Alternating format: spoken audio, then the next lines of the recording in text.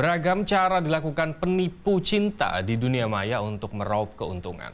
Tersangka membuat profil palsu di aplikasi kencan daring yang menyasar wanita mapan.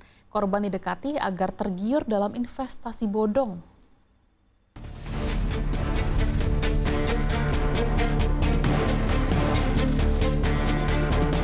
Ya pemirsa, aksi kejahatan dengan kedok investasi bodong bisa dilakukan dengan berbagai cara.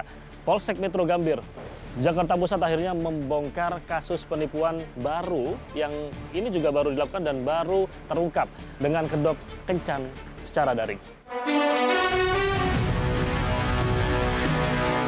Para pria ini adalah dalang kejahatan dalam sebuah aplikasi kencan daring.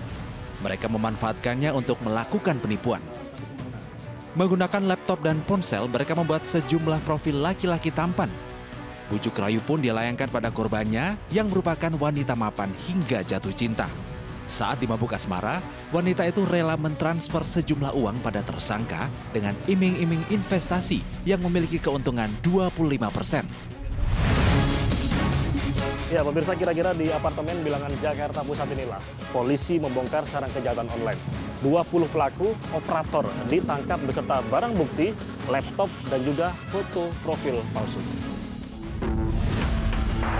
Ruangan apartemen disulap bak sebuah kantor.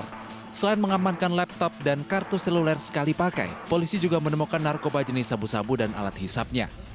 Polisi mengamankan 20 tersangka, 3 diantaranya bertindak sebagai pemimpin, sedangkan sisanya adalah operator. Sebelumnya kemarin kan artinya ada proses hingga akhirnya mampu mendeteksi keberadaan dan juga para pelaku ini yang di apartemen begitu. Ya. Gimana cara waktu itu? Apakah memang sempat dipantau sejak lama atau? Ya itu kita punya tim IT ya, tim analis patroli cyber. Nah itu dari patroli cyber itu ditemukan sampai dengan IP address-nya terlacak di Indonesia. Ya dari situ kita kembangkan. Nah pada saat kita deteksi kebetulan berada di apartemen TKP pada saat penggerebekan itu.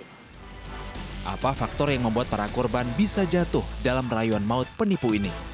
Di sini ada 2 faktor yang paling dominan yang bisa dilihat dari teman-teman orang-orang yang akhirnya menjadi korban. Yang pertama itu mereka biasanya punya impulsivitas yang tinggi. Jadi melakukan sesuatu tanpa berpikir panjang. Kalau misalnya zaman sekarang banyak yang suka bilang, oh saya orangnya impulsif gitu ya, gampang belanja, gampang check out, atau misalnya sesederhana kalau kita ngeliat teman-teman ada aja ya yang misalnya nyebrang jalanan tapi nggak ngeliat kiri kanan dulu. Nah itu ciri-ciri orang yang impulsif. Jadi ketika kita impulsif dan kita main online dating app, ini bisa jadi salah satu faktor yang membahayakan. Yang kedua adalah orang-orang yang tingkat kepercayaannya ke orang lain itu sangat tinggi. Tapi kalau misalnya kita lihat datanya ya, ada beberapa studi. Yang pertama ada studi yang bilang bahwa yang paling sering jadi korban itu perempuan usia menengah dan biasanya justru berpendidikan. Usia menengah tuh 35 tahun sampai 50 tahun.